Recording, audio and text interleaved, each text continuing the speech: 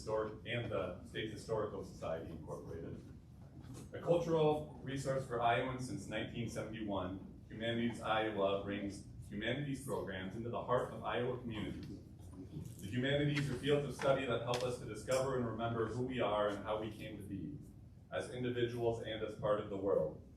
Humanities Iowa offers funding for this Speakers Bureau event and for grants in support of public programs to nonprofit organizations in the state of Iowa.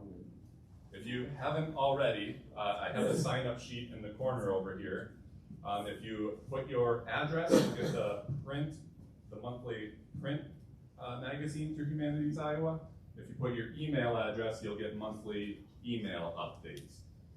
If you want to opt out of both of those, just having your name helps to send to Humanities Iowa so they know how many people. That makes sure that they're aware that Ben and I just didn't go out and drink coffee this whole time. Carnegie-Stout Library is pleased to introduce O.J. Fargo. O.J. is a retired director of media services and social studies consultant. He is the author of 2 books on Iowa history, on the everyday life of the Civil War soldier, and Iowa in the Civil War, as well as 27 booklets on Iowa and Western U.S. history, as a lot of you have seen. In addition to researching, writing, lecturing, and public appearances, he is also president of an Iowa regiment of Civil War reenactors. Today, we get a first-person presentation on an individual Iowa soldier's Civil War experience. You're encouraged to ask questions, and it's supposed to be a dialogue as we go. So I am pleased to introduce O.J. Fargo. You don't have to wait until the end. Now, the 2 things you're going to have to work on right now is, one is going to be 1865. So I won't know anything about planes or tanks or any of that stuff. And if you start talking about how your grandpa is in the Civil War, I don't know how I'm going to deal with that. I'm not sure what age that would make you. Either it would make your grandpa really old. By the way, Iowa has 2 claims to fame. Has anybody seen that George Burns or Ken Burns series? Yes. Okay, there's 2 mentions of Iowa in that whole thing. Iowa had 54 regiments that went. The 2 mentions are, one, we had more soldiers per capita. Now, I'm not sure that's true, but if Ken Burns said it, I'm going to stick with it. I tried to research that, and I think that's iffy, but at any rate. The other one is, we also had the oldest guy who was ever in the Civil War. His last name was King. He was 82 years old when he went in. He was part of a Civil War regiment, which is 1,000 men. And they came from all over the place. The youngest guy in that regiment was 57 years old. 57. They came in because all of a sudden, after about 2 years worth of war, everybody figures out the South is a lot bigger than what they thought it was. So when you take something over and then you leave it, they have a tendency to come right on back. So these guys were prison guards, they were that sort of thing. Somebody who was going to relieve somebody from frontline duty. Iowa also has a lot of guys who were in something called the Invalid Corps. So if you were disabled in some way, you couldn't do active campaigning, they would either keep you in or you could re-enlist and do garrison duty. They liked them. A lot of Iowa's, these guys were in Memphis, Tennessee. Confederates came back in. They knew enough to repel them. Whereas if it would have been the Graybeards, who knows what would have happened. We might have shot each other, I don't know. Anyway, that's just a little sidelight. Let me see. He mentioned the books. Those are for sale. If I bring them, nobody wants them. If I don't bring them, everybody wants to know where they're at. So do whatever you want to do with that. The tenet is, I've been gone for 4 years. So it's that's where I left off, wasn't it? Right. It's 1865, and I'm 35 years old. So whichever one of those gives you the most trouble, start working on it now, okay? I know I look like I'm 35, and at any rate. All right, and I'm not gonna ask for questions, but I'll take any sort of questions. The idea is a dialogue, all right? Yes, ma'am. Before you went to war, what kind of career did you have? I'm gonna talk about that as soon as it gets to be 1865. Right now, it's still 2020. If I ever do this, I'm stepping out of character, okay? Because every once in a while, something comes up and you just can't answer it in 1865 terms, okay? So aside from your grandpa, I'm not gonna deal with that. But if I step out, I'm gonna step out, then I'll step back in and it'll be 1865. It's a little trick I use, all right? You hold that question. Okay, it's now 1865. My name is Thomas Goodfellow. I went in 1861, April, and lived in Afton, Iowa. Prior to that, I lived in Rock Island, Illinois. I was a stevedore. There wasn't much going on. I kind of went from job to job. There wasn't a lot of opportunity. There was that Greeley fellow. He said, you know, if I went west, I could make my fortune. Well, I went west, and I'm here to tell you, there isn't any fortune in Afton, Iowa. There just isn't. I don't even know where Afton, Iowa is. Afton, Iowa is, well, from here by stagecoach, it's about 2 weeks. But it's about 280 miles that way. What's the nearest large city? Afton, Iowa. I live in southwest Iowa. That's about the biggest town around. We have about 600 people in there. Winterset. Oh, okay, okay. Fort Des Moines, we're about 90 miles from Fort Des Moines, somewhere around there. Omaha, well, you know where Canesville's at? I think you could call it Council Bluffs. I think they changed that name. Oh, yeah. We're about 90 miles from Council Bluffs. Kansas City. Thank you. We're that way from Kansas City. Yeah. Okay. Yeah, it's, if you see a sign, it'll say nowhere, and then it'll say after. How many rivers did you have to cross to get here today? Today? From your house? Yeah. Just the Mississippi. Well, Oh, from my house? Yeah. You mean like you all together? Right, in 1860. Oh. How many rivers did you have to cross? Big or little? Well, in 4 years, lots. Yeah. Missouri, Mississippi, the Ohio. There was a whole slug of them down in Georgia. Right. I don't know. See, most times all I knew was the river was a pain in the too, so. And then some of them were about that big, and some of them were that big. And, yeah, for the most part, I've walked about 4,000 miles over the last 4 years because there just wasn't much of anything else. I mean, we had a chance. Yeah, you could climb on not a stagecoach, but steamboat. When we first enlist, we get to go on steamboats, but that's because Missouri was right there. After that, they're so busy tearing up our tracks, and we're so busy tearing up their tracks that for the most part, you're Shakespeare. I couldn't tell you how many rivers I crossed. More than what I wanted to, because they were a pain. You know, you had to wait until either somebody builds a bridge or you have to find some place where you can ford across. Yeah, that's what I was gonna ask. Did you build bridges or did you? I didn't. We had engineers who did that. And those guys were good. They could throw up like a pontoon bridge pretty quick. Because, I mean, between us and the Johnnies, the Confederates, yeah, we were forever burning each other's stuff down. So any way they could slow us up, that's what they did. But they would throw up a pontoon. You know what a pontoon bridge is? Sure. Okay. And they just put boards across the top of it. What were the pontoons made out of? Boats. Yeah, they were just boats, and then they put planking over the top. Or if you were someplace like South Carolina, then they're putting in what they call corduroy roads, which are logs cut in half. Oh. So you've got the round side down. And, one of those. At any rate, yeah, I got here we mustered out in Louisville, Kentucky. So from there on in, I was on my own. They let me keep the clothes because they didn't know what else to do with them anyway. I got to buy my gun, and it was $6. And I thought, well, I'll take it home, cut the barrel down, and shoot deer or something. But for $6, I figured I couldn't go too far. And they had millions of them, they didn't know what to do with them. But, so I took a steamboat up the Ohio and then came up here. I could have got off in Davenport, or I could have got off, well, almost any place else, but I chose to do, because they tell me there's cheap land west of here. So, on top of that, I don't think there's a stagecoach coming out of here going west for a while, so I can ride whatever I want to as long as there's an open seat, as long as I've got this uniform on in the back.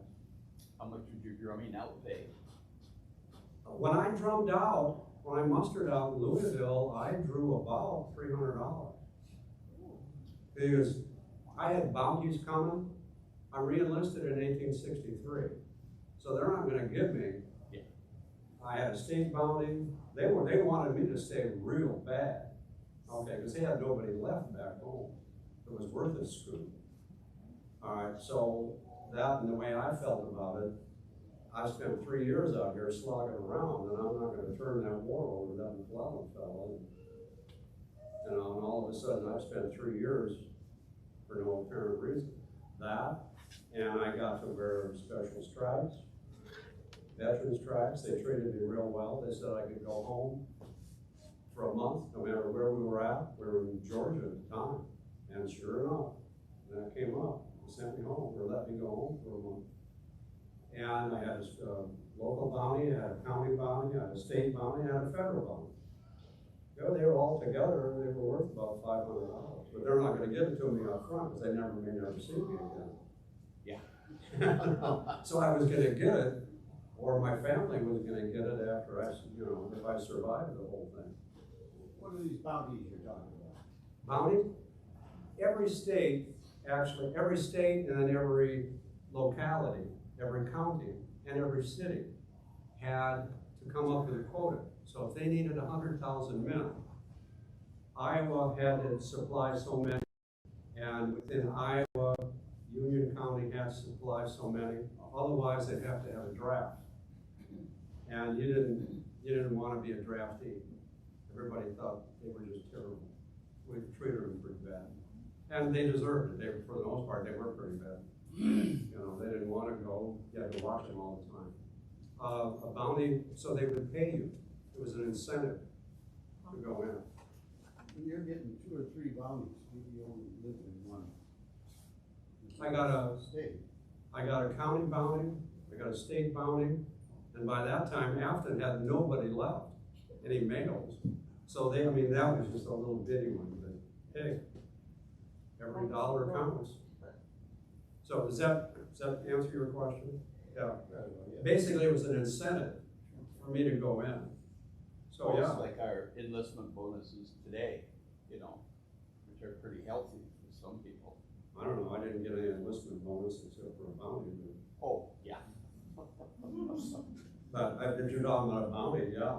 Well, Oh, yeah. Step Yeah, out yeah. of here. I mean, even when I first went in, there was a little federal bounty, but back then everybody wanted to go in, so it was no big deal. You know, they didn't really have to have one. But, yeah, because when I started, we were getting $13 a month, and then about 1863, 64, they started paying $16 a month, which was a lot more than what I was making back in Afton.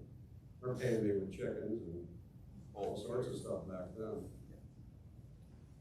Your rifle that you had to carry, do you know how much it weighed? Oh yeah, how much you think that weighed? 20. What? 40 pounds. 20 pounds. 100 pounds. 15. 12 pounds. 12 pounds. That's the answer. What is this rifle over here? It's laying on the table. Yeah, that's the one I'm talking about. That weighs 12 pounds? Yeah. Do you think it weighed a lot more than that? Yeah. You need to spend more This time. weigh about 20 pounds. No, almost everybody guesses high. Yeah. Almost, this never left my sight for 4 years for the most part. Well, that's an exaggeration. I was never, it's 58 caliber. While I'm doing that, remember I said I'm stepping out of character for a minute. Remember I said I never knew where there's talks were gonna go? I haven't really started yet. But I'm just going where you're going, and that's what we're gonna do. All right, this was a British weapon. Because when the war starts, there's only 15,000 guys in the army. So Lincoln says, look, I need 50,000 guys. So every state has a quota. Well, everybody been being mean to each other for 50 years. We all thought they were godless heathens and they were terrible people. They thought we were a bunch of sissies and we were just oppressing the hell out of them. And we thought they were just whiny because every time something didn't go their way, you know, I'm gonna leave. Well, like two kids fighting on the playground, they started believing their own propaganda. I mean, I thought all that stuff too. Well, they thought we were a bunch of shopkeepers, so all they're gonna have to do is just puff out their chest and we're all gonna just go, oh, you just go ahead and go. Tell you the truth, that's crossed my mind a lot of times. But hell with it, I don't wanna deal with it. But that isn't quite the Union way to do things. So finally, people quit compromising, like two kids in school. Sooner or later, a teacher's gonna break that up. So both of them could walk away and go, you know, I'm bad. Well, pretty soon the compromisers, Clay and Calhoun and those guys, die off. So finally they do. Nobody figures that war is gonna last 3 months. Nobody. Yeah, they all thought. It's gonna be 3 months. I'm gonna go down to Missouri, I'm gonna punch somebody in the mouth, I'm gonna come back, I'm gonna be a big hero. That's the same thing they thought. Nobody thought they were gonna come back dead. Lost an arm, lost a leg, died, dysentery, all that stuff. It's gonna be a grand adventure. That's been going on for 50 years or more. All right, meanwhile, back to the gun. See, it doesn't take much to get me off. I end up over here and sooner or later I'm gonna go, where did I get that? Yeah. All right, you asked about this. When the war starts, there's only 15,000 guys in the army. So nobody has any weapons. There's also a depression going on. So every state, every person is broke. So here in Iowa, you were supposed to have a militia. Every state was supposed to have a militia. Iowa had maybe 10, 11. They just didn't do it. The South was better prepared. They were more martially, militarily ready. All right. Our militia up here, there was one in Dubuque. Dubuque Graves. All right, and I'm sure some of you guys were in it. Were you in it? Yeah. I don't remember that far back. All right, okay. All right. Well, it hasn't been that far back. But, yeah. And I don't know what they were up to, but my guess is I've seen like some pictures. Dress in fancy outfits. Once a month you'd get together and march around and Yeah. strut your stuff. Make a show. And all the girls would show up, and then you'd have a dance afterwards, and everybody go home. Well, this Iowa was also on its way to Kansas, and they've been fighting each other in Kansas for a long time. The governors in Iowa were pretty attuned, pretty much in agreement with the anti-slavery people. So they let it be known that the keys to the arsenal were in that desk drawer. So if you needed some on your way down to Kansas, you just kind of help yourself and just bring it back whenever you can. So there wasn't a whole lot there when that war starts. So they're buying stuff from wherever they can get their hot little hands on it. So if you've got something to sell, 1861 was the time to sell it because they're buying anything. And there's only one arsenal in the United States, and it was down at Harper's Ferry. Well, Harper's Ferry sits in a big bowl. So all you gotta do is put cannon up on the hills and just blast them until they give up. So it changes hands all the time. So it really isn't worth anything. The Johnnies, they start arsenals in Atlanta. And then we start building a bigger arsenal in Springfield, Missouri. But in the meantime, everybody's gotta have weapons. So they're buying weapons wherever they can get them. From Belgium, from Germany, from Austria. Anybody's got weapons. Well, the Brits spend most of their life fighting somebody. So they're going, need weapons, do you? Well, just happen to have a few of those. They sell more than 1 million of these throughout the war, to both sides. Yeah, okay. This is a 58 caliber weapon. Because the stuff we had, let's put it this way, when that war starts, and in fact, within probably a year after it starts, Whatever New York didn't want, Pennsylvania got. Whatever Pennsylvania didn't want, Ohio got. Whatever Ohio didn't want, Indiana got. Whatever Indiana didn't want, Illinois got. Whatever was left, we got, which wasn't much of anything. When I first went out, and I'll get into that after a bit, they dressed me in black. Now, I don't know whose idea it was to dress me in black wool, but that's all they had. Okay. So that's the state of affairs. I mean, it wasn't uncommon. The first pair of shoes you got, the heels fall off within about a day or two. They were just that, they were buying whatever they could find. Anyway, so they all end up with guns like this. So for the most part, the first real guns we got, some of the ones I saw, you could swear they shoot around corners because the barrels are bent. And 72 caliber, you can shoot pumpkins out of these things. You know, more danger to you than it was to whoever you were aiming at. 72 caliber bullets are like that. They kick like a mule, but that's what you had. So these come along, and nobody had ever seen these before. They were just brand new. Prior to that, and that's what I was talking to you about ahead of time, you had flintlocks. Well, flintlocks on a good day are going to go off about 80% of the time. Because the idea was they look like this. Piece of flint, piece of steel. You put powder here, you put powder down the barrel. Powder down the barrel. You grease up a round ball, jam that down there, and then you get ready to fire. So given your powder is dry, and that creates a spark, and that spark gets down in the barrel, then that ball is going to come flying out of there like this. Okay? So you don't know where it's going to end up. They were only accurate to about 80 yards, and they killed 300. These things come along, and a guy by the name of Minet, everybody calls them mini balls. Well, that's the one I passed around, wherever that ended up.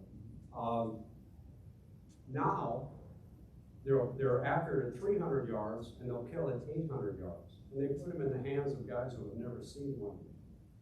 In fact, one of our units, the 6th Iowa, gets off the boat at Shiloh, huge battle in Tennessee, and they handed the first gun they've ever seen. As they're getting off the boat with the battle a mile and a half that way. That's kind of the way things went early on. So anyway, this thing will go through 6 inches of old plank at 100 yards. However, at 300 yards, you're aiming like this. So you rarely saw close range. You know, you've seen, I don't know, whether do you read Harper's or Leslie's magazine? So you make the mistake of staying all by yourself. So there's nobody to protect you. Harper's or Leslie's, no matter which one you look at, okay, it looks like you're standing this far apart. A real battle is nothing but smoke. If we were to fire this, let alone a cannon, you're going to see a puff of smoke. Multiply that by 20, 30,000. You can't see any more than about 4 foot in either direction. So you're shooting at what looks like a whole herd of little ants out in the field someplace. If you get close enough to get more than that, you got a problem. Okay, so for the most part, you don't know if you're hitting anything or not. You might see somebody drop on occasion, but you forget 2/3 of what you see in those magazines, because they're trying to sell you a magazine, not be real life stuff. Anyway, all right. So that's the gun.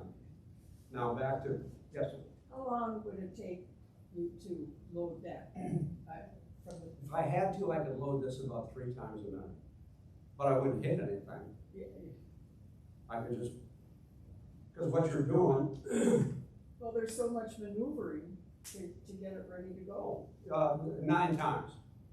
That's one of the first things they teach you. You load 9 times.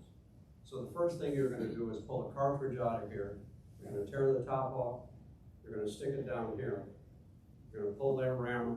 You're going to drive that bullet down there, and it just falls down. You just want to make sure it gets down to the end. You're going to pick it up like this. You're going to put a cap on it. That has a little powder charge in it. You're going to put it on like this. You're going to fire. Boom. So if you had to, you could do it 3 times a minute, but like I said, that's all you'd be doing. It's just, Yeah, fast. yeah.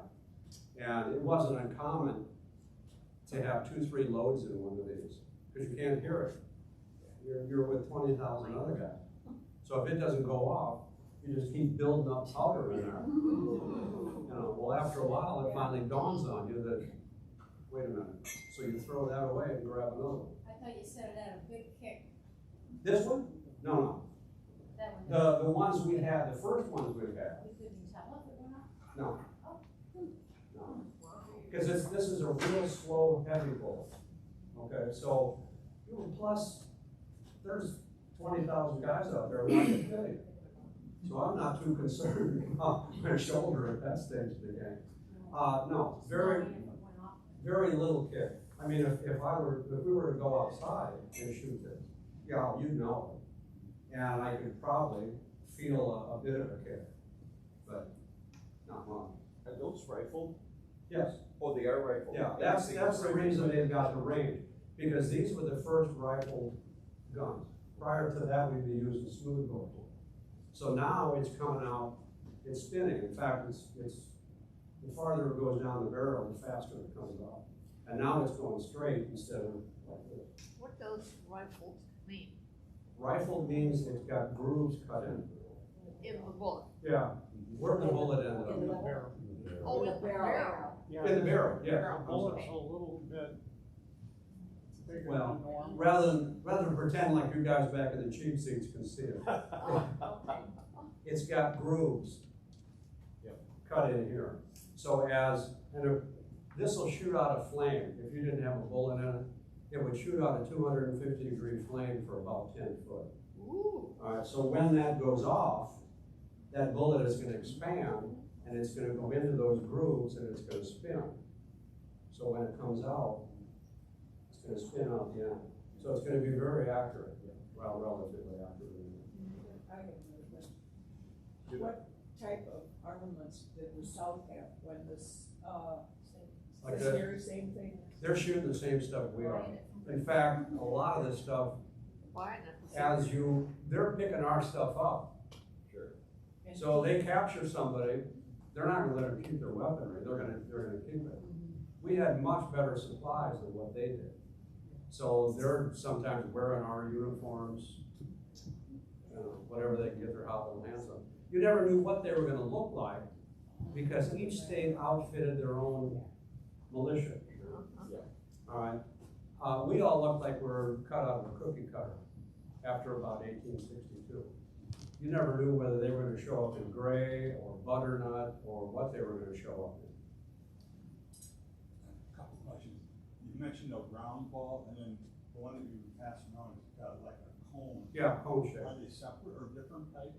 Yeah, the round ball would have been for a flintlock. You wouldn't probably be able to use one of those, and I've never tried one in here, but I don't want to either.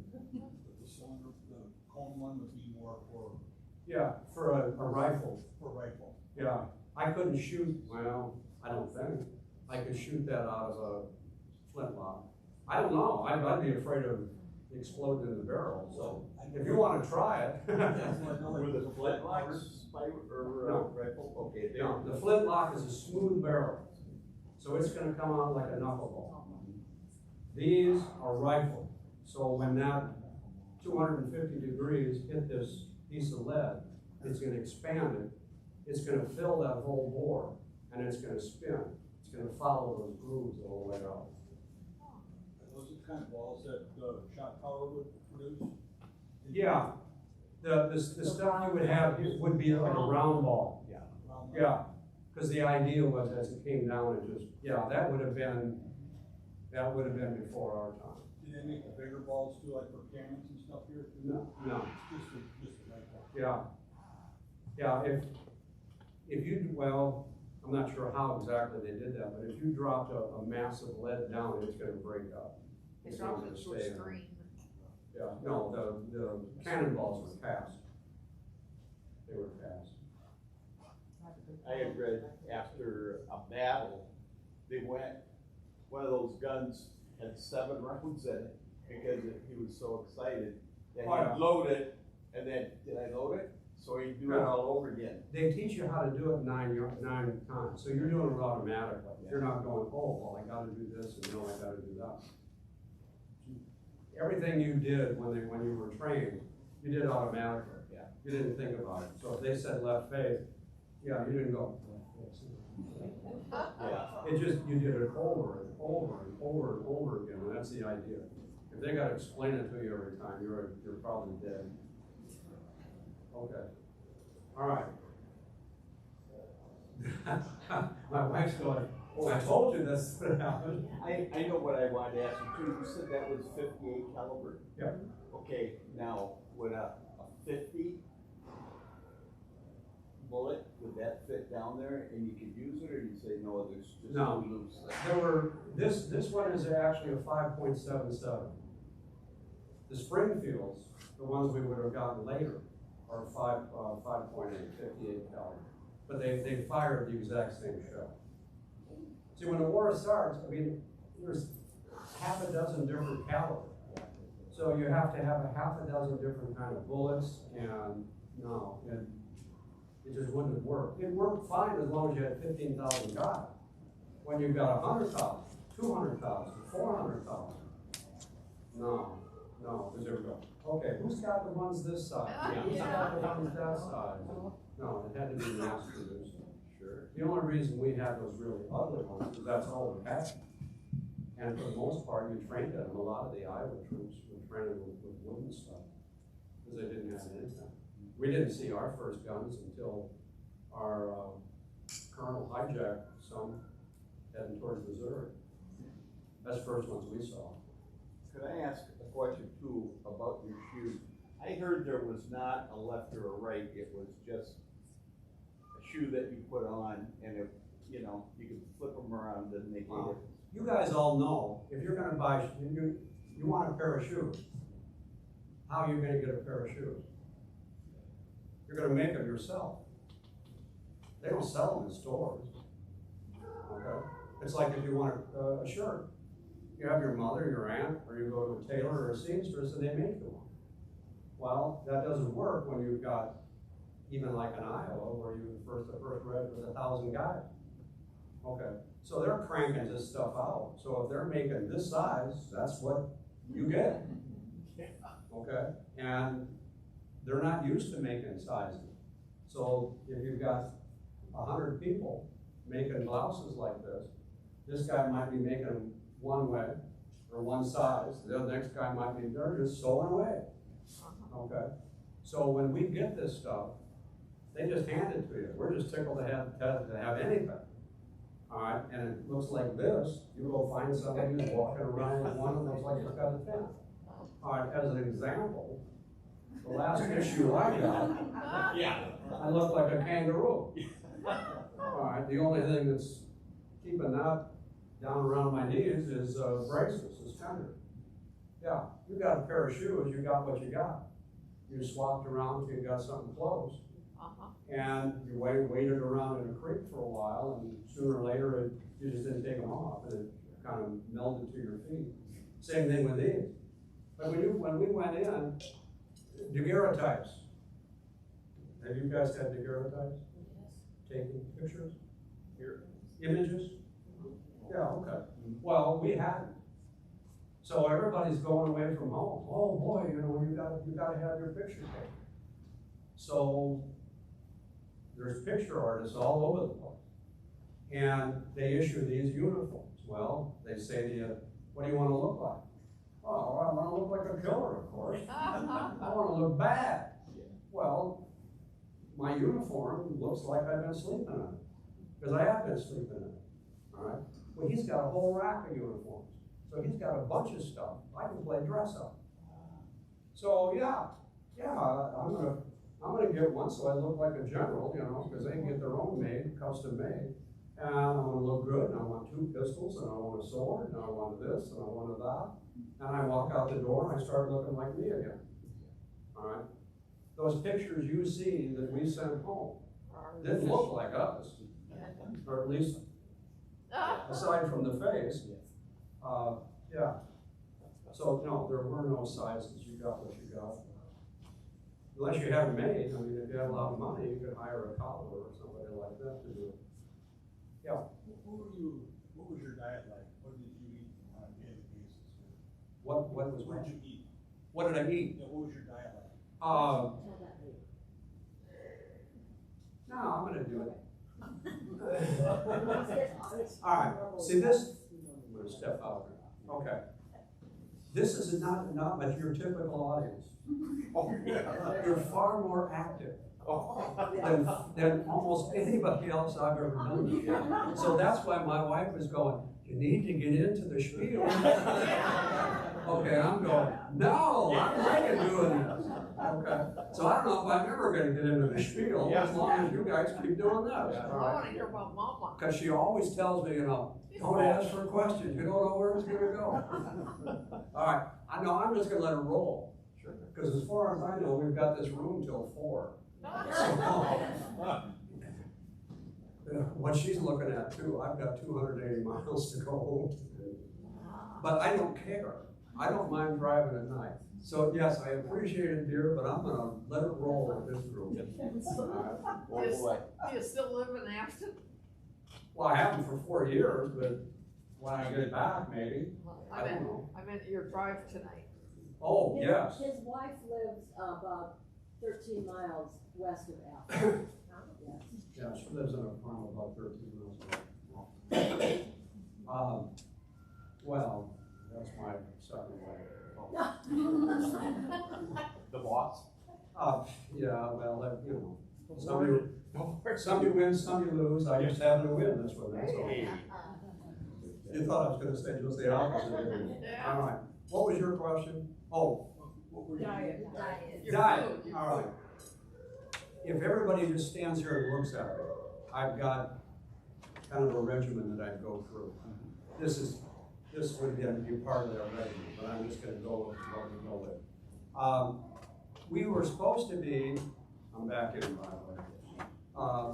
We were supposed to be the most well-fed army in the world. Well, I don't know what those Germans are eating, or those French guys are eating, but this is not gourmet stuff that we're dealing with. About everything that we ate, with rare exceptions, had been dead for a long time. Because we're out here in the middle of nowhere. All your supply lines are along this coast. All right, we're over here. So everything's got to come by rail. And the rail ends in Iowa City. So it's all steamboats. You know, I don't know how they get this stuff even to us, but they do. So if you're talking about beef, it's going to be pickled, it's going to be salted, it's going to be something dried. All right, but it's going to be dead for a long time. The only time we ate fairly well, fresh stuff, was when we were in Georgia. And that's because they had a huge herd of cattle that came right along with us, and they were butchering them right on the spot. It's the only choice we had, because we had no supply. That and whatever we could glean from the local population. So we didn't do too bad. You're going to get somewhere between 3/4 and a pound and a quarter a day of beef or pork, salted, brined, somehow or another. Beans, rice if they've got it. Vegetables came in package about that big. It was all dry. We think they were like turnip greens or something. Whoever really knew what they were, because they dry. They've been, I don't know, it's the only way they could get it to us. And you had to soak them, and they turned into something that you could. Limp. Yeah, but you get what you get. Okay, we didn't have coffee. We're all going home. All right, coffee was the big deal. We could live without a lot of stuff, but coffee was not one. I mentioned beans. The main thing that we had is hard bread. Hardtack? Oh, yeah. All right. So bang this on something. All right, that's fresh. It's fresh. All right. Yeah, that's the way it's made. That's the way it came out of the factory. Yeah. You could have pretty much as much of this as what you wanted. Depending. Now this one, you guys back in the cheap seats can't see, but The weevils haven't gotten to that too badly, but the only thing that's gonna make that go bad is if it gets gets moisture or something, as it's sitting on a sidetrack somewhere, then it's gonna get moldy, or weevils get to it. And I don't know, they must have jaws like iron, I don't know. But you're not supposed to actually eat this. All right, when you get a new guy who doesn't know any better, because you guys don't eat this stuff at home, do you? At least I never did. We had bread at home. Well, that's all this is just bread that's been condensed, because it's got to travel. This probably hasn't been out of the factory for months. Okay. The only way you're going to eat that, like I said, you get a new guy, and he's going to want to try to do this. You can't do that. You'd say to him, well, stick it under your arm, and it'll soften it up after a while.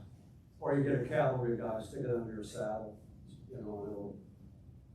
You had to boil it. That's what you had to do, either in water or grease or something. We had a lot of grease. Okay. But that would turn it back into, all that is flour, pinch of salt, and water. And it would turn it back into flour. Mush.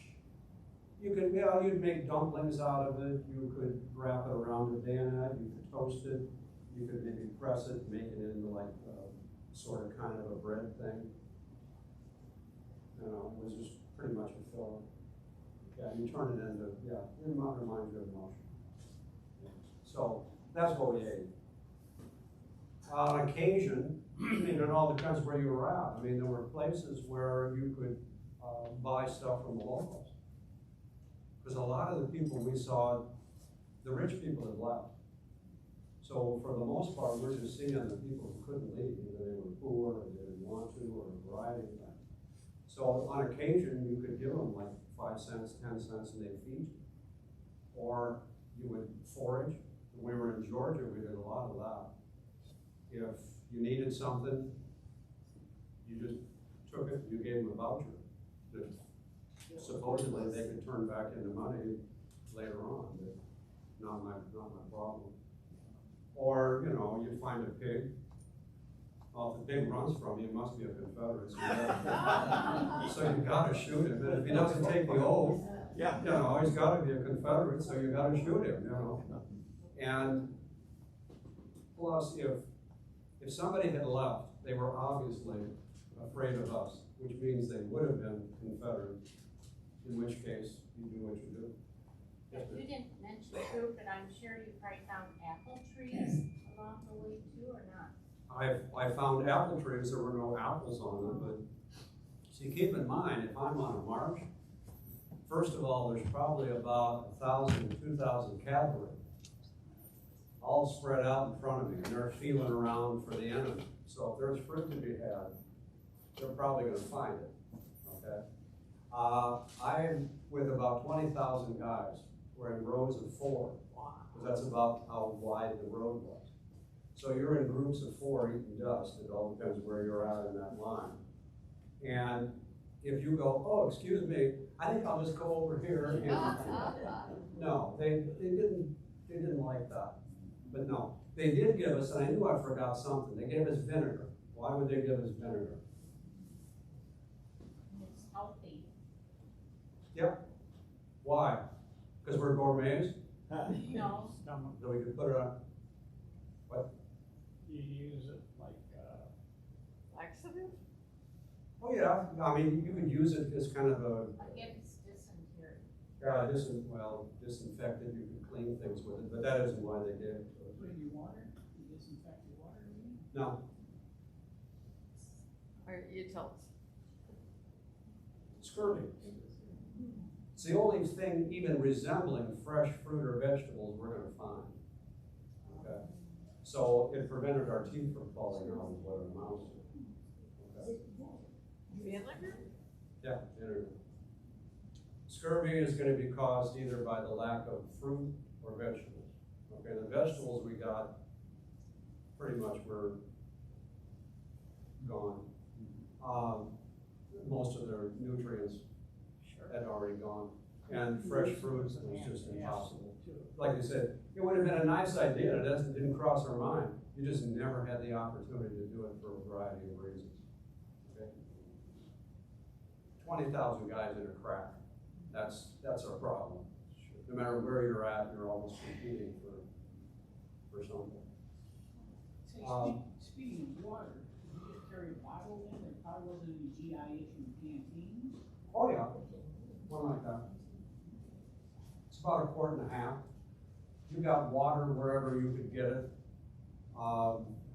Yeah, you could fall out for that. If you were by a stream or a river or something along those lines, yeah, they would, the whole regiment might stop and fill their canteens. That's a quart and a half.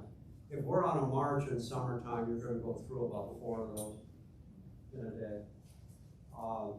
And you got it. I remember one time, we were down in Mississippi, and I was filling my canteen, and the sergeant said, well, you know, what's that taste like? I said, well, it tastes like river water. I scraped the algae off the top, you know, and filled it from there. And he said, come here, I want to show you something. Took me around this little bend, there's a dead mule laying in the middle of this creek. Yeah. So I dumped it out, went in front of the mule, and filled it up. Yeah. You know, I mean, that's what you did. A lot of that explains why there was a lot of guys on sick call all the time. Dysentery was the big killer. You know, getting hit by a bullet at first, yeah, you know, it's real spooky. But after a while, what was spookier than that is coming down with measles or mumps or typhoid or malaria or something you don't even know what it is. You know, you're just sick. And 2/3 of the people who died from our regiment, Iowa for that matter, weren't hit by bullets. They weren't killed. They died from some sort of disease. A lot of the guys went down, you know, you're from rural places. Now, I was from Rock Island. So I had 4,000 or 5,000 people. So I got measles and mumps when I was a kid. Guys down in Afton, they weren't going to school much and this and that and the other thing. When you get measles at 6 years old is one thing, measles at 21 is a whole different deal, you know, or mumps. All right, so you had, that were part of the regiments when they were first in camp, because that stuff all spreads. Then you get down in the south, now you got typhoid, malaria, and stuff like that, in addition to the dysentery. You know, diarrhea is probably what you would call it. You know, there's all kinds of stuff. You know, going to the surgeon, doctor, no, was not a good experience, because you never knew what they were going to give you. They did give us a lot of, like opioids and that sort of stuff. Allowed them, calm you right down. You know, that was a big deal. Okay, let me show you. Well, in fact, I'll tell you what I'm going to do. I'm going to jump ahead rather than tell you where I've been, and we'll see what kind of time we've got. We'll see how long. How many of you are still awake after a while. I'll tell you a little bit more about what I did. I talked about the food, because that's somebody asked me that. Okay, what did I live in? Would be another question. Well, when we first went in, the war's only going to last how long? 3 days. No, 3 months. 3 months, yeah. 3 days is a little much. I didn't think we could put that down in 3 days. So you bring along everything but the kitchen sink. So they had us sleeping in what they call a assembly tent, which looked like a huge Indian teepee. So it was shaped like this, you know, all the way around. So there'd be 12 of you. But it took lots and lots of wagons to haul those things around. You got yards and yards of canvas, and you've got great big poles and all this kind of stuff. Like when we leave, I mean, the officers are taking stoves and writing desks, and as you're leaving hometown, you're leaving after, you know, grandma's giving you a blanket, you know, take this extra quilt. Grandpa's giving you a Bowie knife, so, you know, when you get up close, you can stab it to death or something. So you're like a pack mule. Well, when we left the initial camp, which was in Afton, and then ended up in Kingsville, Bluff, we had to walk 90 miles. Well, after a while, about the first 20 miles, you know, I think I can do without that great big old flat, you know, frying pan. And it looked like a rummage sale. There were still some Indians out there. They must have thought it was like Christmas or something.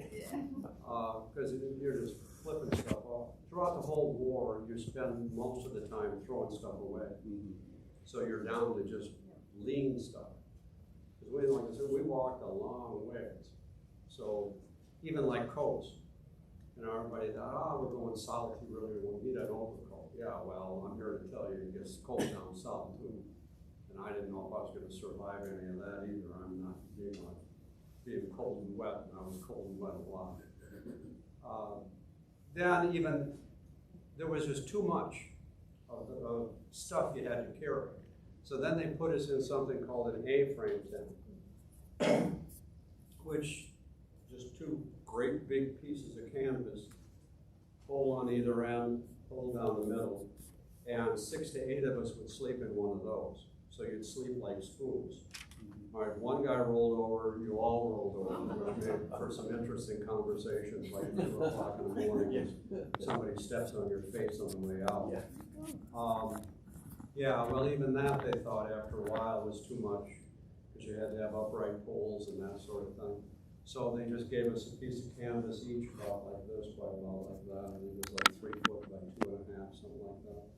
So if it was nice weather, you could use it as a ground cloth, or you could use it as a blanket, or you could use it as a lean-to if you were going to be someplace for some length of time, or you could put 2 of them together, or 3 or 4, or whatever. They would button at the top. So we called those dog tents because it was only big enough for about a dog. No matter what it was, part of you was going to hang out of that tent. Because they weren't but 3 foot long. Okay, so most of us were taller than 3 foot. Yeah. So you did what you did. Okay, then what I've got on me, because you had asked about the canteen. All this would have been issued. We wouldn't have seen a lot of this stuff. I didn't see most of this stuff until I got down to St. Louis. And I'll talk about that here in just a minute as time allows. But shoes, these are called brogans. And I'd go through maybe three of those a year. It all depends where I was at. If I was on real stony ground, yeah. They used wood pegs to hold the soles onto the shoe. And that's what you did at home too.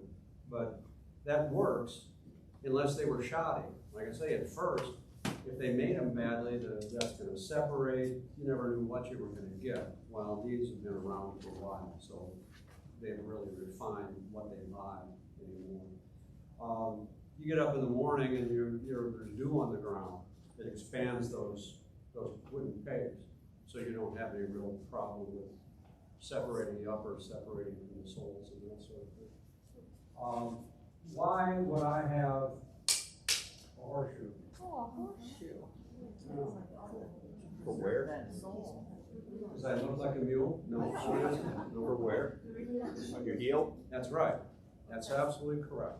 I've had people say, you know, the same reason they put horseshoes on horses, so the heels don't wear over. If you're in the middle of nowhere, Mississippi, or Alabama, or wherever you're at, you aren't going to, you know, excuse me, sir, could I just borrow? No. Yeah. No. They're not interested in seeing you. All right, so the last thing I want is those heels to wear over. Not only because I'm tight and I don't want to buy a new pair of shoes, but my knees will give out if I start to wear that heel. So that, and these are rough on the outside. That's just raw leather on the outside because it'll shed water much better. Now, if you're wading in something or it's raining like mad, yeah, you're going to have wet feet. There's no doubt about it. But if you're just walking through dew and that kind of stuff, that one I've got, like today, I've got 2 layers of socks on, wool socks, because I didn't know where I was going to have to walk. I mean, the steamboat was just down there, but I didn't know. How far uphill? Yeah, I didn't know they were going to promise to feed me here. I haven't seen any food yet. But people treat me pretty nicely. Now they're kind of used to it here in Dubuque, or Davenport and that kind of stuff, because they're used to seeing a bunch of this. But I think as I get more into the interior of the state, people are going to be a lot more hospitable as far as, oh, come on in and, sleep in the barn or whatever it happens to be. Because I can go on any form of transportation as long as there's room. So I'm flying like standby. You know, if there's this coach coming out of here, is there a coach coming out of here today? Going west? Ben, this is a library, you're supposed to know these things. Let me research that for you quick. No, he's gonna go look it up. All right. Anyway, if there is one and there's room, I can go. Otherwise, I'm just gonna have to figure it out. I do have money, so don't spread that around. There's probably enough hoodlums around here just looking around this audience. Yeah, he's pointing to you. Watch him. And all the guys in the back, I'm not sure about them. I think you could read on that. At any rate, okay. If I was on a march, if I was gonna go someplace, I would probably soak down that first layer. Because if something's gonna rub on each other, if I want it to rub on each other and not on me, if I get blisters, nobody's gonna stop and carry me along on their shoulder. Underneath all that, I've got a union suit. You know what a union suit is? Long underwear. Long underwear, yeah. One piece long underwear. Some of the guys, when we left, didn't wear underwear. About 20 miles down the road, they figured out how that all worked. Yeah. It's just worked a lot better that way. You got the 2 buttons on back? Oh, yeah. Yeah. See, that I'm gonna have disrobe every time I want to do anything. Yeah, see, because I've got suspenders here. So, anytime. Well, never mind. Yeah. Yeah, we get the point. You get the point. Yes. Okay. If you're with a female, explain it to her. Yeah. At any rate, long underwear. It's the same kind of stuff I would have worn back home, to tell you the truth. People in cities would say, "Oh, you know, doesn't it?" My mother, the first time I sent her a picture, she wanted to know where my spring outfit was. I said, "This is my spring outfit. It's also my winter outfit, my summer outfit." Yeah. People who aren't used to it, city people, you know, will say, "God, isn't all that hot?" Well, yeah, it is. You sweat like a Trojan, but if you got a breeze, it blows through that wool and then that perspiration evaporates. And yeah, you're damp, but you're comfortable enough. I'm as comfortable as any of you guys. So, all right, there's that. Today I've got a regulation shirt on. But anytime I can get something from home, not just muslin, button up to about here. That standard Army issue, they had lots of them left, and they sold it to me for 15, 20 cents, so I bought them. I would get, first year they outfitted me from pretty much top to bottom. 2 pair of underwear, a jacket, trousers, that sort of thing. After that, I got 1 set a year, but they would give me a $40 allowance to buy clothes. So I'd get as much clothes as I could from home, because I didn't have to pay for it. So then I could send the money home and everybody's happy. Say I made $13 when we started, most of that went home because I had no place to spend it. We never got to any real big cities where we were at, so what are you gonna do? You could buy stuff. They had, that's what they call a sutler. And he was like a merchant. And I don't know how they picked him, but you could only have one. But his prices, he had all sorts of stuff. He had oysters, he had you name it, pies. But his prices were like up here, because he had a captive audience, it was just us. So you go that direction. This is called a blouse, you probably call it a jacket. This hat, I wear it because everybody likes it, but it isn't the one I wore. This is the one we would use like for parades and that sort of thing. It's a French design, it makes no sense whatsoever. It's just pretty much useless, it's just pretty. In the summertime, there's no airflow up here. There's nothing to protect your ears, not much here. So the first chance I got, I would send home and get a hat, a real live hat, you know, with a high crown, a farmer hat is what I call it. Okay, because then it's gonna breathe.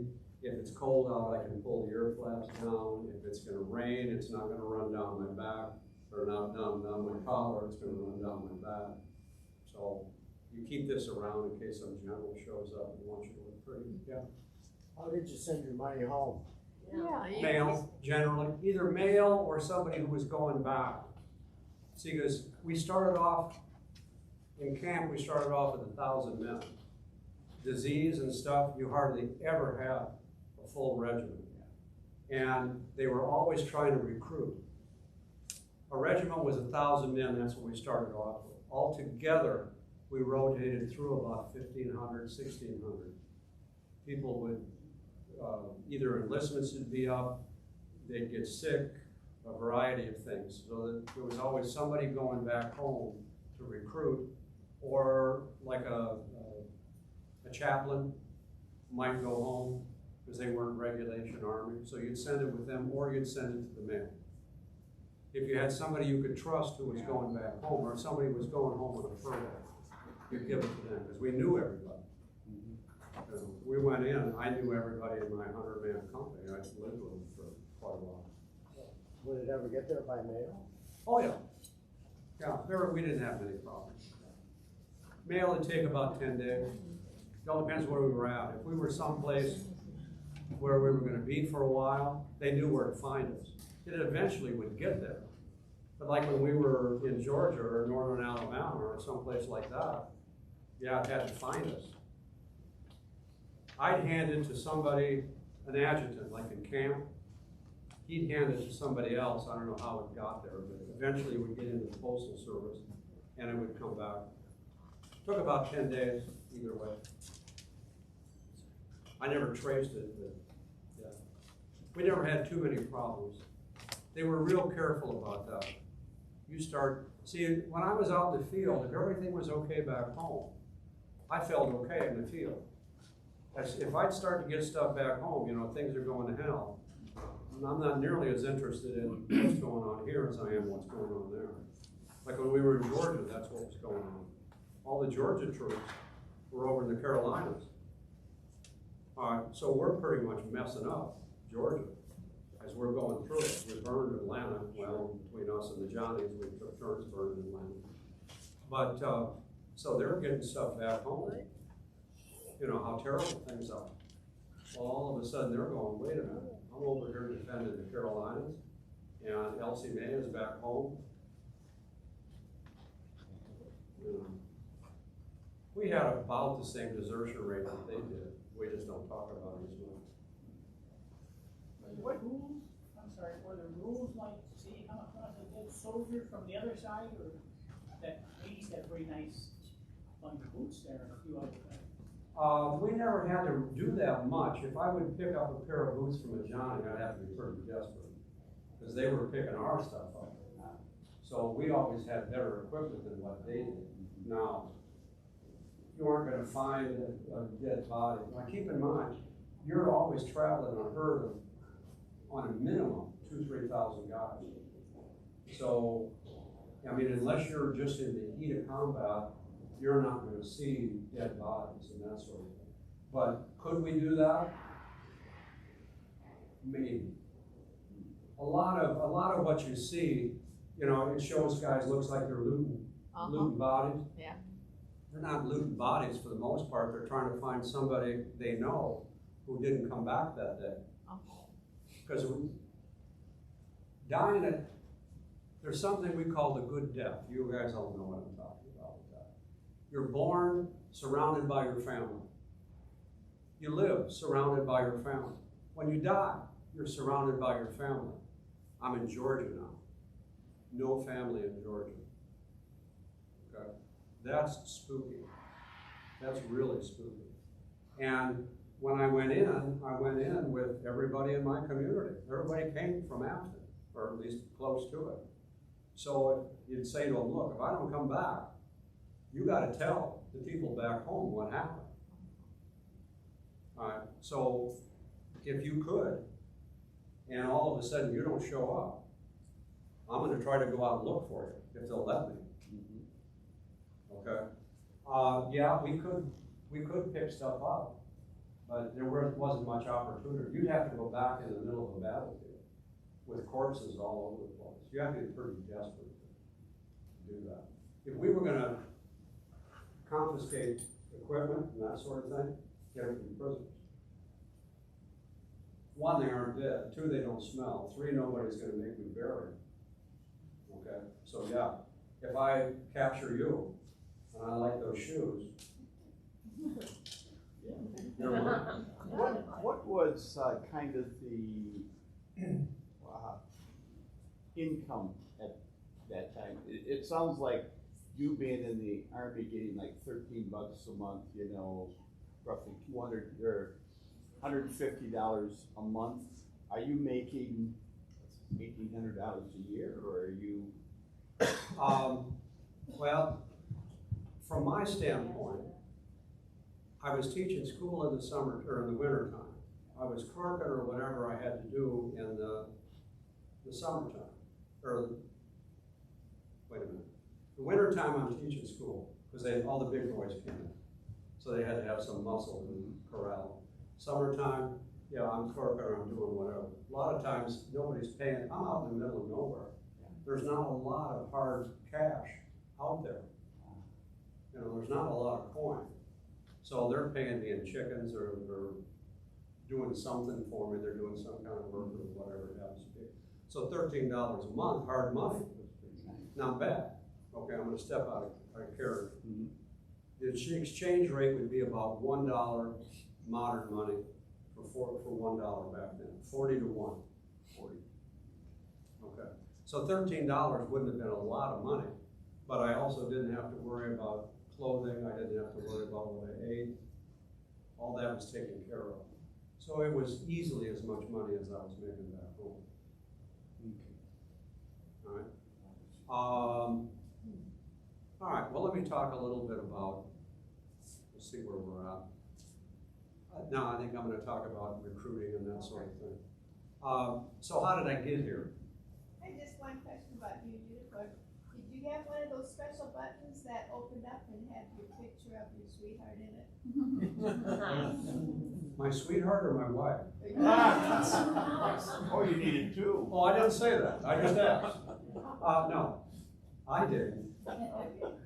So I mean, you could buy, when you're in a camp with all these guys, and you're brand new, so you go from a camp where you've got 100, and you're in your hometown. Yeah. So there isn't a lot of people trying to sell you stuff, there are people giving you stuff. You go to the next one, now they're going, hey, these guys are away from home, and now they've got $13 a month. So the bigger the camp, the more guys that were selling you stuff. So they'd sell you about anything. No, I didn't have one of those. I did have something, as time went on, I had something, if something did happen to me, it would identify who I was. So sometimes I would put like something on the phone. If I was going in where I thought I was going to have trouble, I might put my name and company and that sort of stuff on it. So, to my back. So if I'm laying in the middle of nowhere dead, somebody's going to know who I am and be able to try to trace that back. I wonder when the dog tags came about, World War I? What?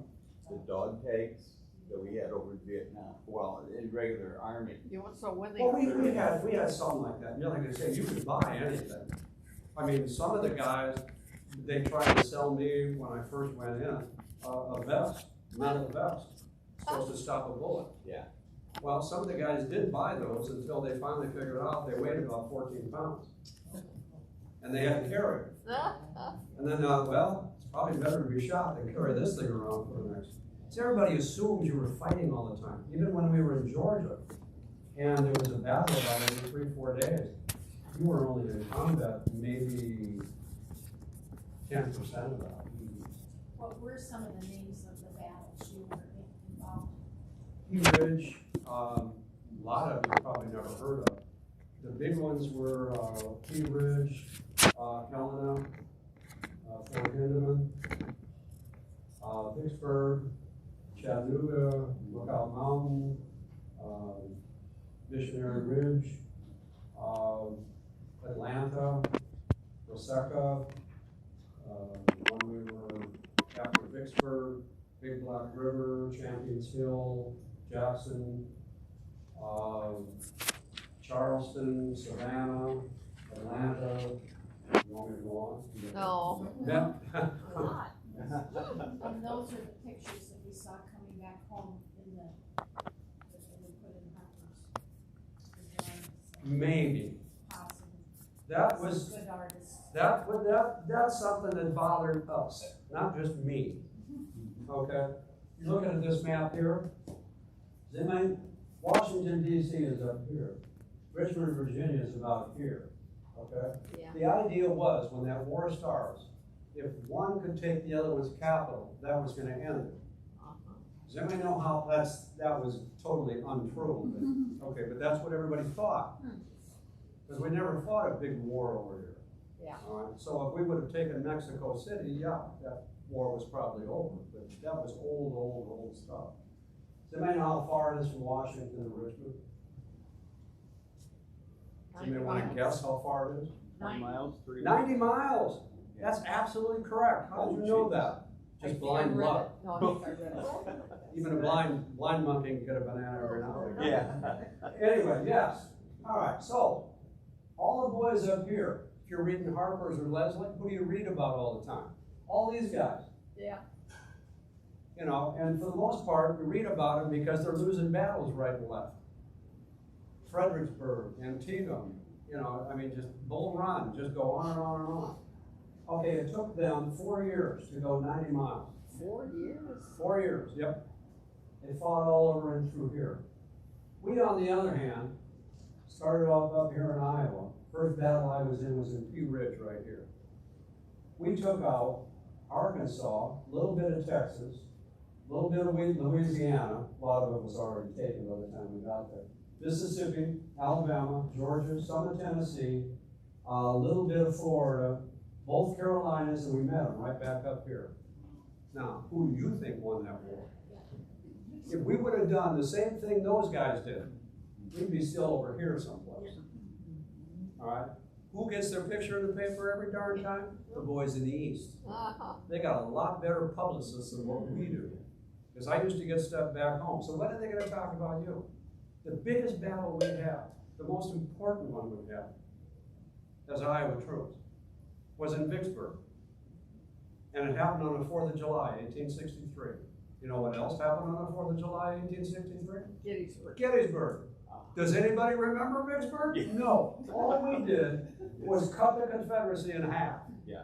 What they did was basically fought a draw. But it's the biggest battle they won in a long time. All right? Do I sound bitter? Yeah. When we finish up, we're up here in Washington.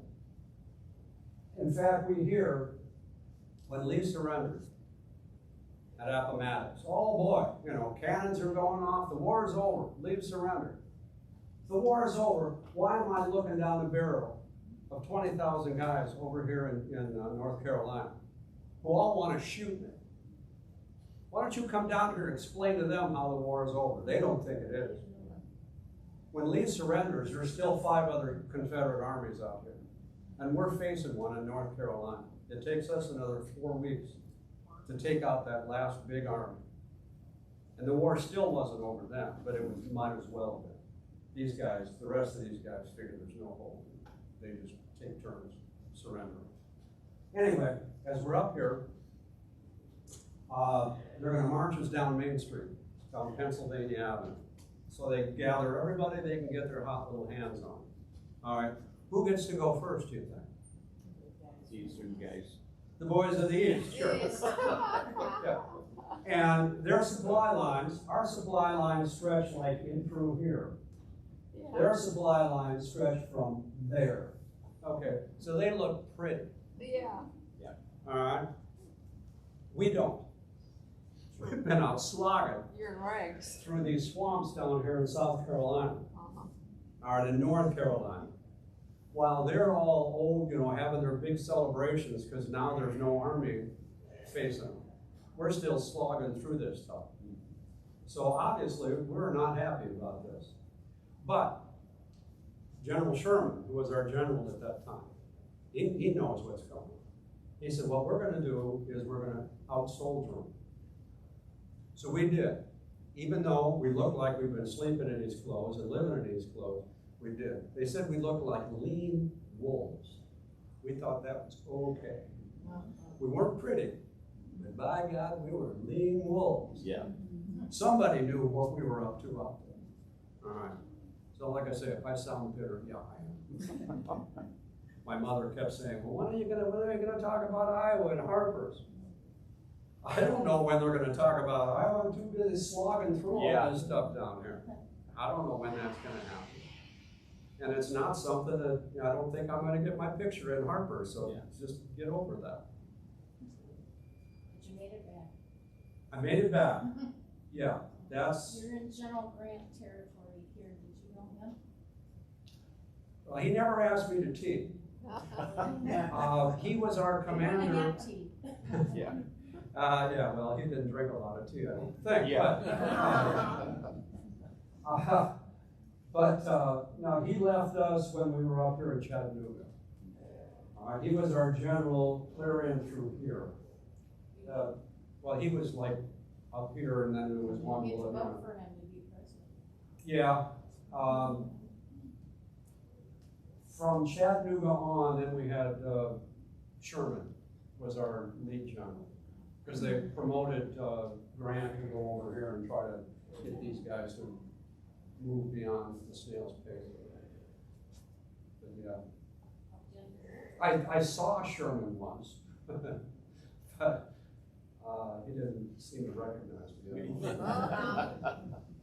At any rate. Well, McClellan, I think, was general of the army. Was that at the beginning? Yeah. And he just Didn't Lincoln get really upset with him because he never do a battle? Oh, yeah. Yeah, lots of them. He didn't do very well. Yeah. But, now, he was running against Lincoln in 1864. And we always suspected that he had Confederate leanings. He was always seemed to be very nice to those people. Grant, yeah, they called him a butcher when he got out here. All right, but his object was to win, not to make friends. And he ended the war. So, yeah. You know, I read someplace where the war could have ended maybe 6 months before it did, because there was something about, what was it, the 16th Amendment or something that gave the blacks the right to vote, or Emancipation Proclamation. Yeah. 16th Amendment was, they're still talking about it now. They haven't done it yet. But they had secret meetings. The people from the South came up this river, and the Washingtonians came down the river. They were talking, and Lincoln wanted this thing to happen, and so he prolonged the war a little bit until he got the Southerners to agree with him, and then there was, off and on through the war, there was talk about negotiation. Yeah. Got to be 1864. Okay, the Confederates, now they want to talk. Right. Yeah, well, okay. Well, you should have thought about that about 3 or 4 years ago. All right, they do have meetings. There's negotiations for peace clear up until Fort Sumter, but that was later. And of course, their deal is, yeah, we'll end the war, and if you just let us be Confederate states. Oh, yeah, I got it. You got this much left. But you want to be Confederate states? No. Yeah. Are you crazy? If they would have done that, I don't know, I would have shot somebody. I didn't muck around here for 4 years to have somebody give away. Well, Lincoln, I mean, you know, that was just a ridiculous thing. Okay, I'm whooped. Everybody knows it. But we want to just pretend like it didn't happen. Okay, but we'll give up. You'll give up right after I whoop you here in the next 2-3 weeks. Yeah. That's what'll happen. No, that was just, that was crazy. Well, I gotta give it to Lee. I mean, I never had any strong, he never invited me to tea either. But when he surrendered down here in Appomattox, we fought guerrillas. There was a lot of Iowa troops. We fought some when we were up in here, when we first went in. And that's not pretty. That's no fun whatsoever. You don't know if somebody's gonna pot shot you, as you're walking down a road or whatever. The president, Jefferson Davis, and a number of Lee's generals said, look, let's not surrender, let's just tell these guys to go guerrilla. Just head for the woods. Lee said, no, war's over. The war's over. We're beaten. There's no way around. We have no food, we have no ammunition.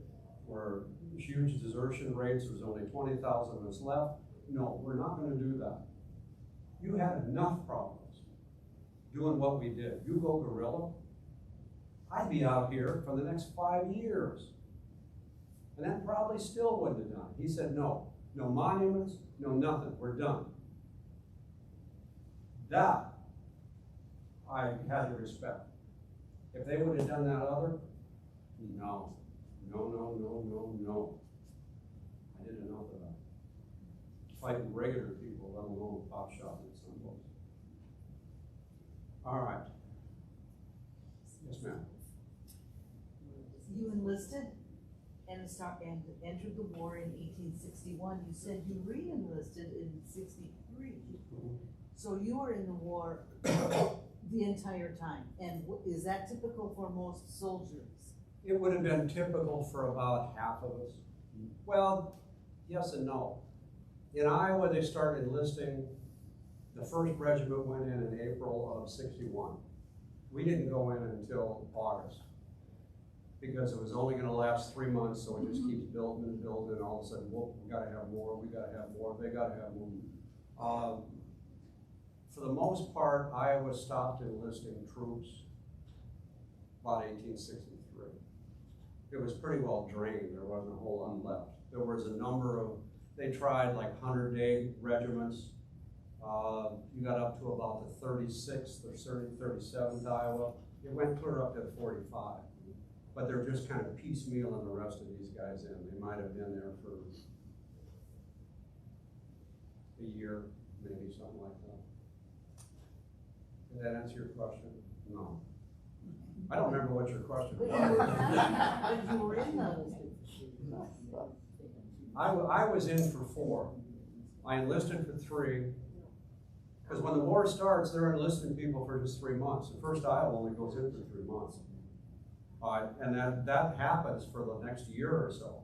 I mean, in Illinois, Ohio, places like that, they're still enlisting guys for 6 months, a year. The Iowa governor said, no, you can't. We're gonna go 3 years at a crack. So after the first Iowa, then they all went in for 3. Does that make sense? Yeah. My hitch wouldn't have expired until 64, but they had to get a commitment for me to do that, so I re-enlisted in 63. In fact, just after Vicksburg. Yes, sir. At the beginning of your talk, you talked about bounties. Yeah. My recollection is there's some people in my family, distant relatives, that paid somebody to take their place. Yeah. You could hire somebody to, there were certain deferments. If you had certain roles, you could do that. Or if you got drafted, you could hire somebody to go in, and I think it was like $300, $400, $500. That's when they start having draft riots, because people who can't afford to hire a substitute says, I see what's happening here. You rich guys are all staying home, and I'm out here slogging in the trenches. So did Iowa have a draft then? Iowa had a draft, but it never amounted to much. The draft, for the most part, was kind of a boogeyman thing.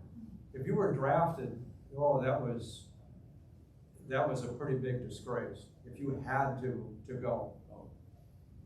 There was so much, even later on in the war, there was just so much furor, you gotta go, otherwise you're a coward, you're this, you're that.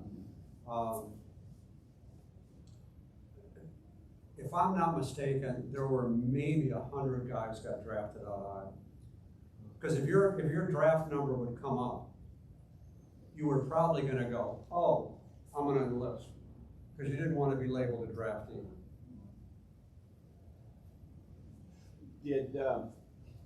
Now, if you got your draft notice and you're Tom Jones, but yet you gave me $500 to take your spot. Did I go in as Tom Jones, or? No, you went in as you, just Okay. as a substitute. And then show the paper that, well, he's, Yeah. That got me out of that draft. okay. If they had another draft, I'm back in again. And they were just drawn out of a hat. Oh, yeah.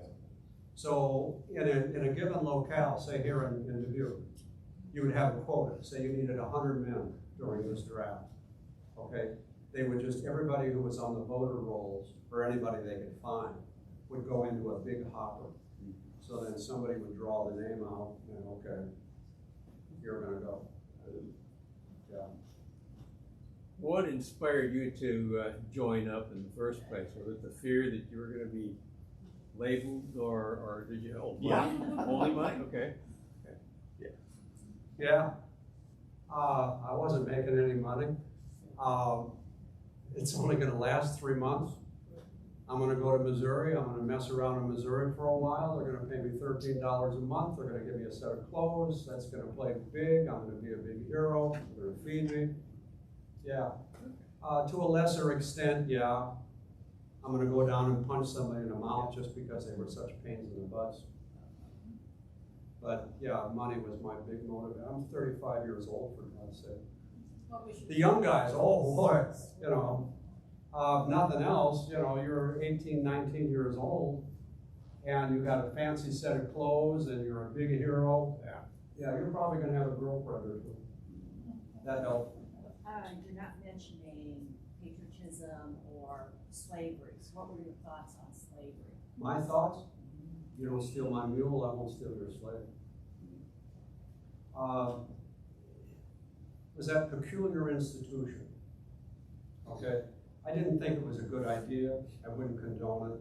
I wouldn't own slaves. But that's just the way it's always been. So as long as they're not messing with me, okay by me. Well, not okay by me, but what am I gonna do?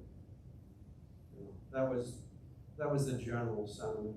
You have, see, I maintain, if it wasn't for the abolitionists, and if it wasn't for the planters, and if it wasn't for the politicians, we wouldn't have a war in the first place. True. We'd be dealing with just regular people. All right. The Johnnies, yeah, you know, you take prisoners and stuff, because at first I couldn't figure out why, you know, you'd say, well, do you own slaves? No. Well, why would you want to be fighting in this? And they would talk about states' rights and how we were oppressing them. And I said, well, how were you being oppressed? Well, they never had a real answer for that. The guys who were oppressing were the planters. But then I started to put two and two together. Okay, if you got planters up here, and then you've got the next layer down, which are kind of sort of planters, and then you've got kind of regular folk, and then you've got most of the guys we saw, which were what I call white trash, and then you got blacks. All of a sudden, blacks are on the bottom. Where are you? You're on the bottom. That's why a lot of those guys were fighting. At least that's what I think. Just having talked to them. They aren't going to be bottom rung. You've collected a lot of things. One pair, they look like handcuffs over there, or were they slave? No, those were handcuffs. I don't know what a slave Civil War cuff was. prison? Yeah. They were selling all sorts of stuff. Oh, okay. So I thought, well, I'll fiddle on that. Who knows? We won't get into what I might do with it later. Now, I know there were several prisoner of war camps. Yeah. That were really bad, and that's where. None of them were good. Yeah. I don't care where you're at. Where our soldiers were. Yep. Okay, were they, how did they get them out after this was over? Because I'm sure that word went around pretty slow. And once that was declared over, did our soldiers go to those camps and get them out? Or how did they know it was over? They just let them go. Yeah. Right? They just let them go. They let them know. Like, for instance, we were in Georgia. Yeah, right. We're about Well, we were about this far, Atlanta's up here. We were about this far down, we were sitting around a campfire, and all of a sudden, somebody come charging out of the back. Okay. Well, if this guy weighed 90 pounds, I'd be surprised. Yeah. Well, what they were doing is transporting people from Andersonville and Millen over into the Carolinas, because we were coming down there, so we were gonna liberate them otherwise. So the discipline wasn't nearly as lax. Now you're dealing with old men and young guys. So they weren't like regulation prison guards. So it was much easier to escape. Not that a lot of them did, but this guy did. So after that, I didn't have any trouble burning haystacks and stuff. So they just turned them loose? Just turn them loose. You don't want to be the last guy guarding these prisoners. Right. You are not their favorite person. You don't want to be the last guard out of town. Yeah. You're going to get out of there as soon as you can. And some of the prisoners probably were wishing, a few that would be. Well, see, and most of those camps were liberated too. I mean, there were camps in 2 or 3 in Georgia and Alabama and so on and so forth. So they're moving these guys as we're taking over territory. So after a while, they're transporting all these guys in Georgia over to the Carolinas. Well, now we're in the Carolinas, so they just leave them. And then we arranged for them to, there were no prisoner swaps. So we did the same thing. We just go, all right, here's a pass. That just shows you that, you know, you're kosher. Get home however you can. Because we now control that whole seacoast, it was much easier for us to get our boys back home. Yeah. Were the Union prisoner of war camps as bad as the Southern prisoner camps? No. Yeah. What was that southern? It all depends who you talk to. Yeah. What was going on, once some of these got, when the war first starts, there are no prisoner of war camps. Well, they just let them go back home. Yeah, you'd say, okay, if you got captured, all right, I'd say, I take your name, probably your shoes, whatever it is, you know, I want it. And, okay, I'd write down your name, and you say, all right, you're gonna go home, because you're so-and-so from this regiment, this company. And you're gonna swear an oath that you're not gonna go back into the Army until we swap you on paper. So sooner or later, we swap you on paper, you now then go back into the Army, but not before. Well, that breaks down around Vicksburg, because Grant takes 25,000 prisoners in Vicksburg, and he paroles them all. All right, well then he finds out a bunch of them now are back in the Army within 2-3 weeks. That, and that's also when we started to enlist blacks. So the Confederates they didn't see blacks as soldiers. They wouldn't treat them as soldiers. They either shot them as rebels shooting rebels, or let's put it this way, like escaped slaves, or they would put them back in slavery. So the combination of those two is what supposedly started the camps. So he says, I'm not swapping any more prisoners because that's what's going to happen. Stories start to come back about Andersonville and Millen. And they may have been that bad, but you know, I've heard enough people, the farther away you get from it, the worse it seems to have been. So it makes a better story if you say this. So, but I gotta believe it was not easy. We up here went, those suckers. By God, if they're going to treat our people like that, we're not going to treat their people very nice either.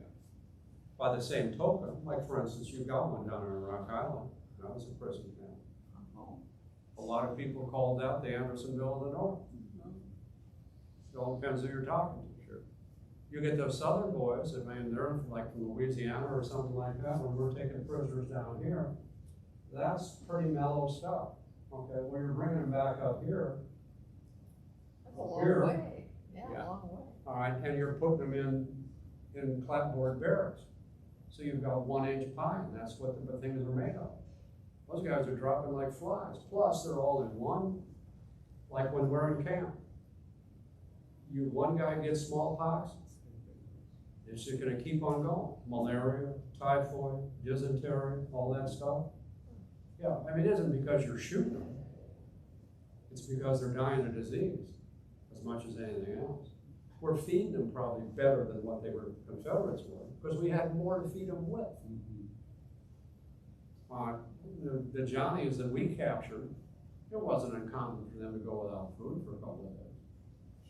You know, or have shoes that didn't amount to much of anything, or no blankets, a lot of stuff. So what would the prisoners expect? Plus, nobody was prepared for that. Yeah. All of a sudden, you get 50, 60,000 prisoners. What do you do with them? There are no prison camps. There's no setup for that. So you kind of do what you do.